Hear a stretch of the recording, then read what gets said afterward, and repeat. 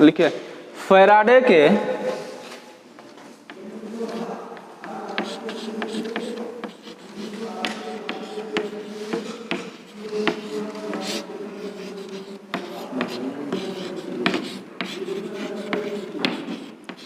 विद्युत अपघटन के नियम।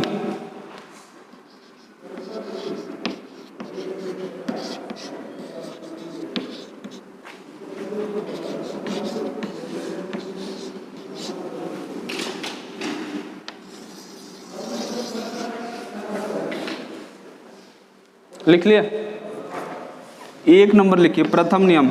इन्होंने दो नियम दिए,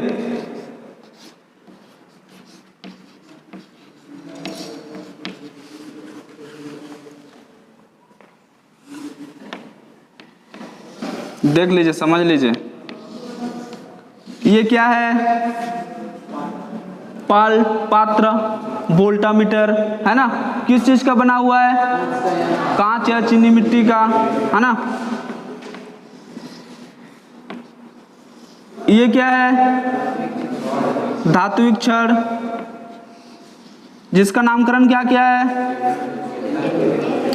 एक है एनोड, दूसरा क्या है? कैथोड है। तो वोल्टामीटर के अंदर क्या डाली गई?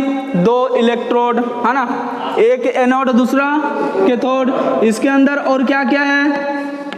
इलेक्ट्रोलाइट्स पदार्थ है, जो कैसा होना चाहिए? अम्लीय एवं अकार्बनिक होना चाहिए। ठीक है, देखिए फैराडे के विद्युत अपघटन का प्रथम नियम क्या कहता है, समझिए। इस पर कैसा आवेश होगा? ये एनोड है, कैसा आवेश होगा? पॉजिटिव। इस पर क्या रहेगा? ऋण आवेश। जैसे ही हम लोग इसमें करंट का फ्लो कराते हैं, करंट का फ्लो इस विलयन में जैसे ही कराते हैं, होता क्या है? देखिए, ये जो एनोड का जो परत होती है ना, जो परत होती है इधर क्या होती है? इसमें आरोपित होती है कैथोड पर। वैद्युतिक अपघटन के प्रक्रिया के पश्चात, है ना, क्या होती है? इसमें जो परत होती है कैथोड में आकर चढ़ जाती है, आलोपित होती है, मतलब यहां पर ये जम जाती है। समझ रहे हैं कि नहीं बात को? ठीक है, मतलब क्या हुआ? यहाँ पर एनोड पर तो आपका क्या होता है? धन आवेश होता है ना। तो जो धन आवेश होगा, जो पॉजिटिव आयंस होंगे वो क्या होंगे? कैथोड की ओर प्रवाह होंगे, गति करेंगे ना। तो उसी क्षण क्या होगा? इस पर जो परत होती है, जो एनोड पर जो परत होती है, कहां पर चढ़ने लग जाती है? कैथोड पर। तो आप हमें बताओ, यदि इसकी परत इसमें चढ़ने लगी तो ये हल्का होगी कि भारी होगी? हल्का होगी। पर इसका जो द्रव्यमान पहले रहेगा, अब उसकी तुलना में ये भारी होगा कि नहीं? भारी होगा। तो यही कहता है क्या? फैराडे का प्रथम नियम, यानी विद्युत अपघटन का प्रथम नियम क्या कहता है? किसी इलेक्ट्रोड पर, लिखते जाइए,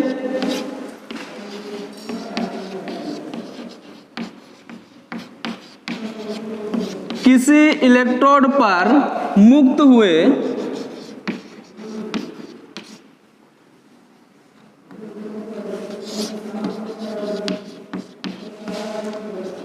पदार्थों का द्रव्यमान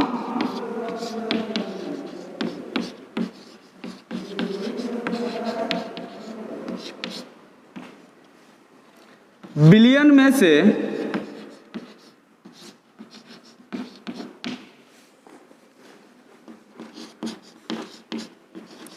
प्रवाहित होने वाली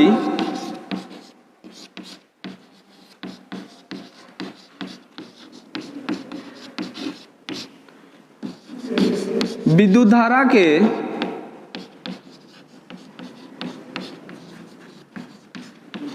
मात्रा के समानुपाती होती है।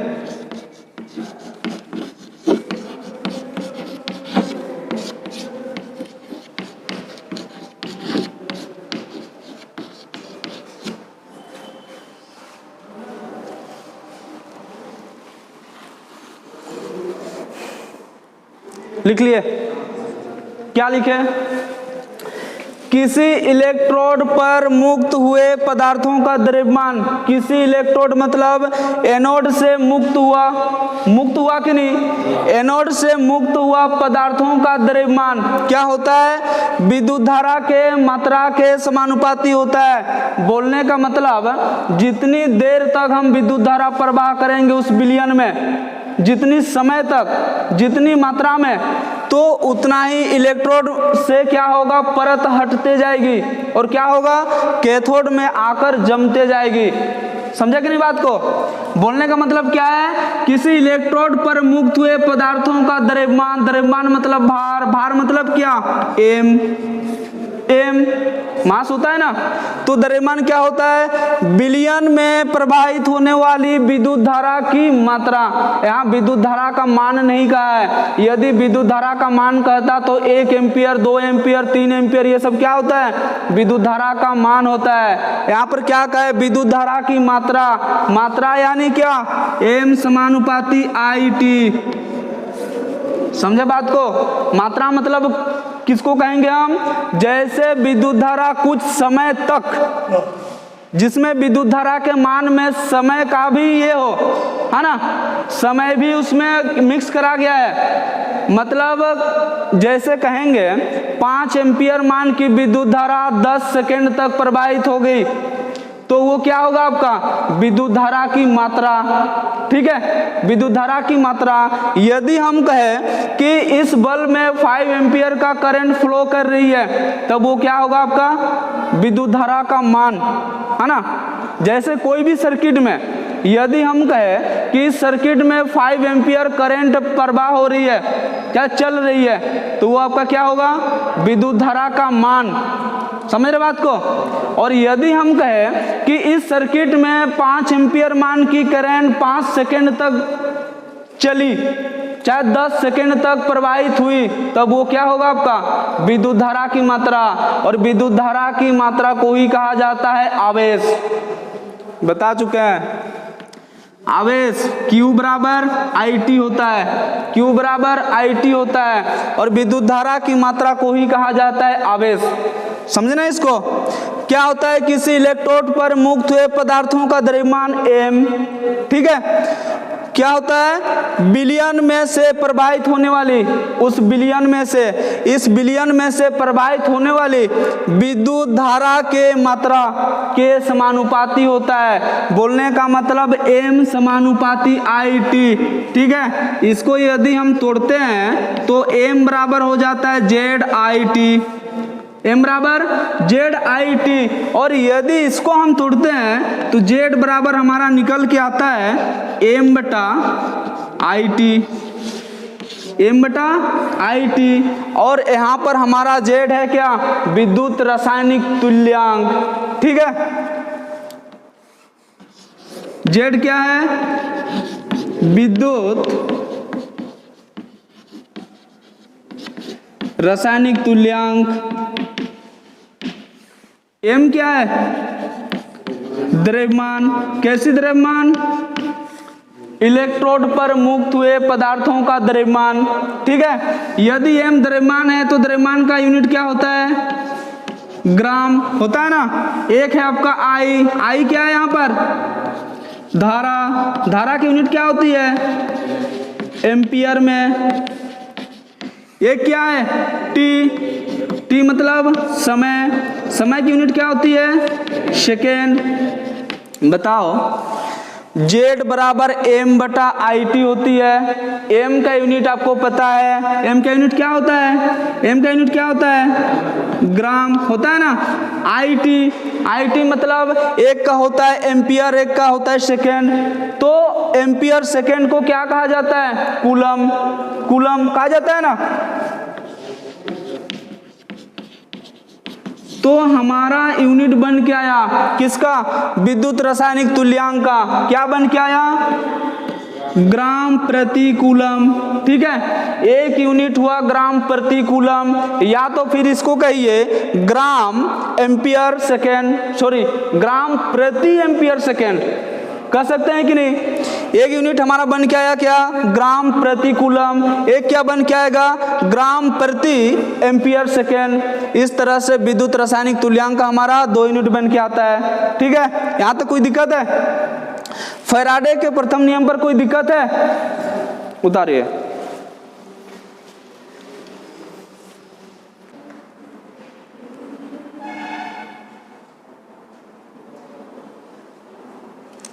हो गया?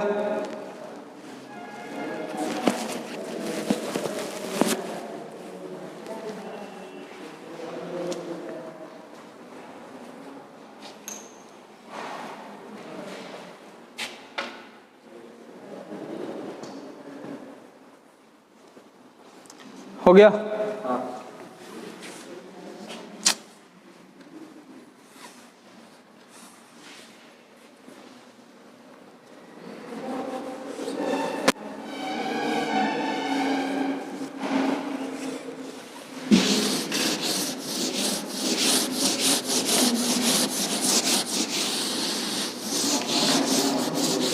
बोले इसमें दिक्कत है?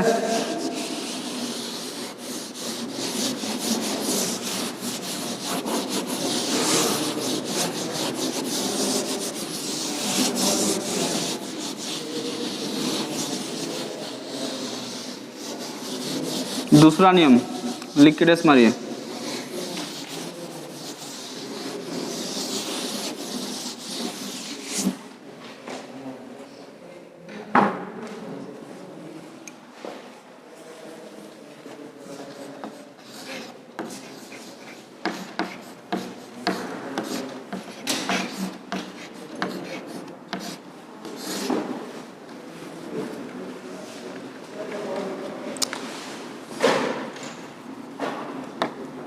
देखिए दूसरा नियम क्या कहता है,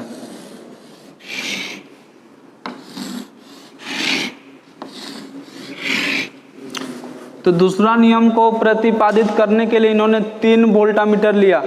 बोलने का मतलब 3 पात्र लिया।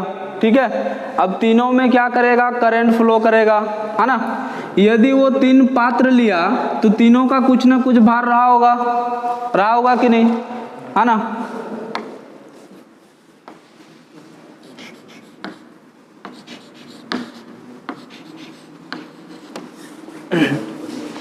मान लिया तीनों पात्र का एक का वेट यानी वजन यानी भार कितना, m1, दूसरा का m2, तीसरा का m3। अब क्या हो रहा है इसमें, देखिए दूसरा नियम क्या कह रहा है, एक ही मान की विद्युत धारा एक ही समय तक, बोलने का मतलब है यदि 1 एम्पियर मान की विद्युत धारा है और 1 सेकेंड में इन तीनों में प्रवाह किया जा रहा है, 1 हुआ, 2 हुआ, 3 हुआ, एक का द्रव्यमान कितना, m1, एक का m2, एक का m3, और तीनों में प्रवाह किया जा रहा है कितनी मान की विद्युत धारा, 1 एम्पियर, कितना सेकेंड, 1 सेकेंड। बोलने का मतलब है कि एक ही मान की विद्युत धारा, मतलब एक समान मान की विद्युत धारा, एक ही मान की विद्युत धारा एक ही समय में यदि तीनों इलेक्ट्रोलाइट्स पदार्थ में, वोल्टामीटर है तो इलेक्ट्रोलाइट्स पदार्थ होगी इसके अंदर, होगी कि नहीं, तो तीनों इलेक्ट्रोलाइट्स पदार्थ में यदि प्रवाह किया जाए तब क्या होता है, इसकी जो द्रव्यमान होती है तीनों का, यानी m1 इंटू m2 और m3 का जो द्रव्यमान होती है रासायनिक तुल्यांक के समानुपाती होती है। समानुपाती मतलब m1 समानुपाती m2 कैसे होगा, रासायनिक तुल्यांक मतलब W होता है। लिख लीजिए पहले,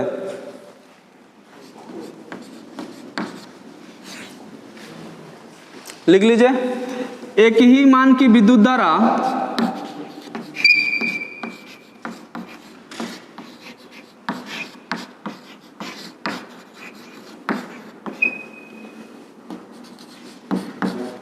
एक ही समय तक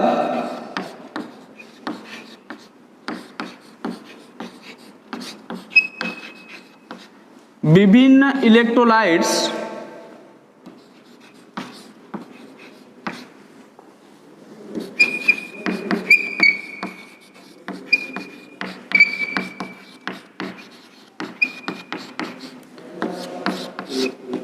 में प्रवाह किया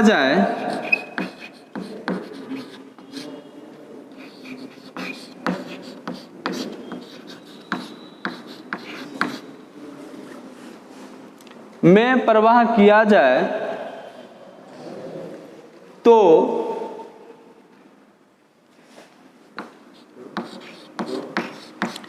विलयन में से मुक्त हुए पदार्थों का द्रव्यमान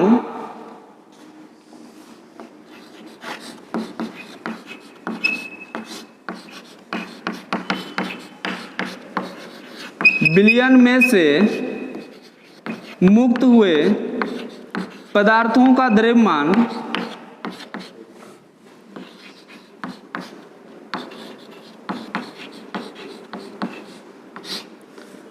उनके रासायनिक तुल्यांक के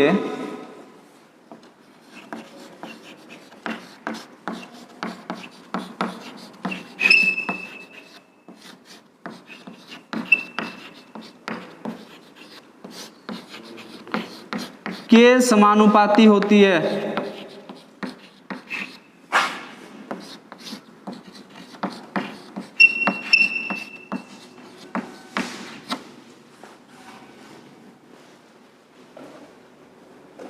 ठीक है, बोलने का मतलब क्या देखिए, M1 समानुपाती W1, M2 समानुपाती W2 और M3 समानुपाती W3। और इन तीनों को यदि मिला दिया जाए तो बनता है क्या, M1 बटा W1, M2 बटा W2, M3 बटा W3। इस तरीके से W क्या है, रासायनिक तुल्यांक। रासायनिक तुल्यांक क्या है, जैसे एक इलेक्ट्रोड से पदार्थ का द्रव्यमान मुक्त हुआ और दूसरे इलेक्ट्रोड यानी कैथोड पर जाकर आलेपित हो गया, जम गया, उसी को कहा जाता है क्या, रासायनिक तुल्यांक। रासायनिक तुल्यांक क्या है, एक भार है, वेट है, यानी जो कैथोड पर जाके जम गया ना, वो हुआ, वो जो भार बना कैथोड पर जाकर जो जम गया तो उसका भी तो कुछ भार रहा होगा, तो वो जो अब नया भार बनता है उसको कहा जाता है रासायनिक तुल्यांक यानी रासायनिक भार। ठीक है, और जो इलेक्ट्रोड से आपका निकल रही है वो होता है क्या, द्रव्यमान, भार। ठीक है,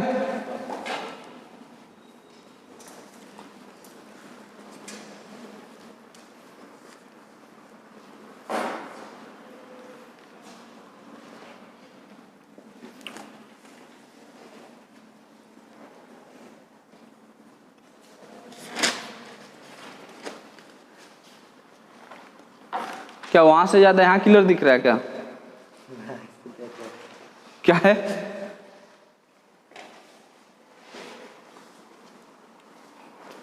हो गया।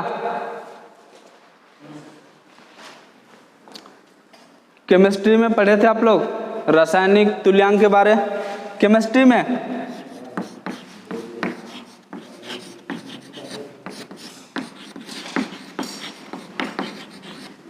रासायनिक तुल्यांक बराबर केमिस्ट्री में क्या होता है, परमाणु भार बटा संयोजकता, है ना।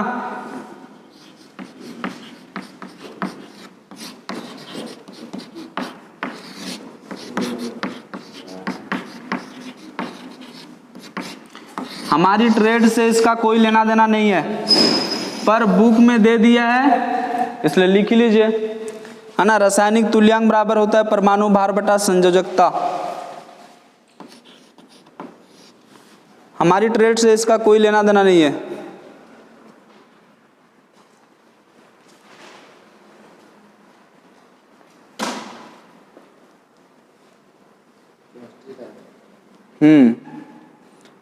पर हो सकता है पूछ दे, निमी का कोई भरोसा नहीं। ये हिंदी को इंग्लिश करके पूछता है और इंग्लिश को हिंदी करके पूछेगा।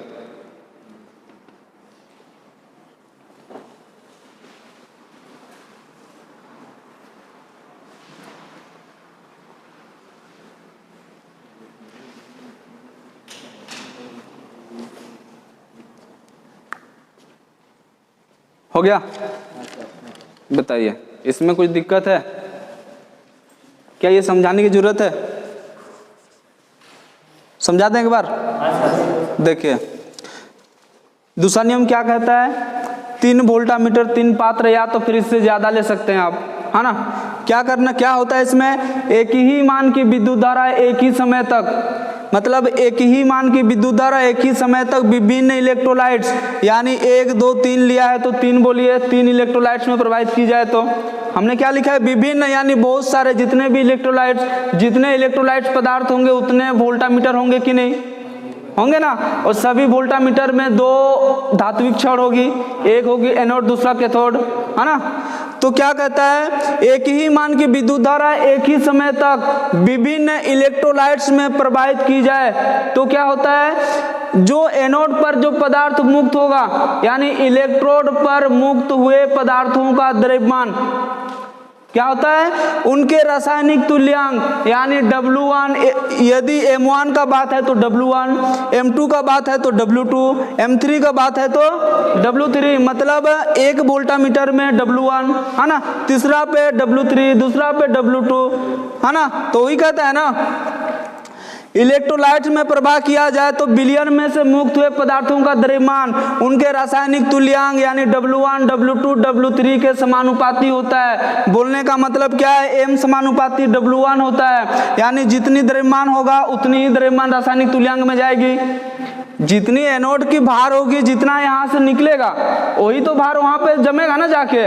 तो यही कहता है M1 समानुपाती W1, M2 W2, M3 W3। यदि तीनों को रिजल्टेंट एक साथ मिला दिया जाए तो क्या बनता है, M1 समानुपाती W1, चाहे बोलिए M1 बटा W1, M2 W2, M3 W3, जहाँ पर W क्या है, रासायनिक तुल्यांक, जिसको केमिस्ट्री में क्या कहा जाता है, परमाणु भार बटा संयोजकता, पर हमारे यहाँ क्या है, भार है ना, भार है ना। और उसका यूनिट क्या होता है, यहाँ पर यदि यूनिट की बात करी जाए रासायनिक तुल्यांक का तो ही है जो Z का है ना। कहीं पर लिखा हुआ रहेगा M1 बटा Z1, M2 बटा Z2, M3 बटा Z3, ऐसा लिखा हुआ रहेगा कहीं पर निमी में क्या लिखा हुआ रहेगा, W1, W2, W3, ताकि अंतर समझ में आए। ठीक है, आपका बुक क्या कहता है, Z1 की W1,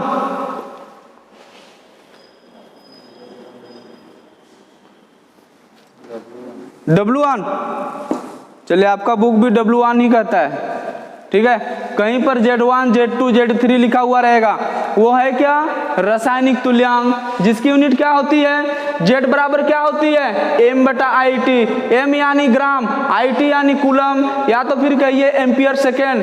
एक यूनिट क्या होता है रासायनिक तुल्यांक का, ग्राम प्रति कूलम, दूसरा क्या होता है, ग्राम प्रति एम्पियर सेकेंड, याद रहेगा। तो इस तरह से दोनों नियम कंप्लीट होता है।